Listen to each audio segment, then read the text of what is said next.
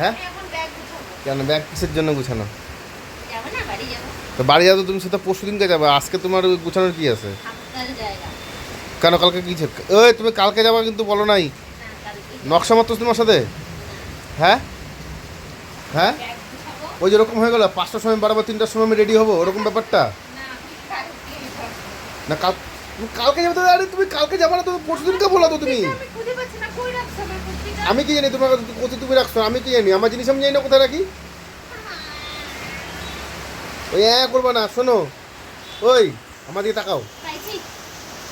তুমি কি বললা?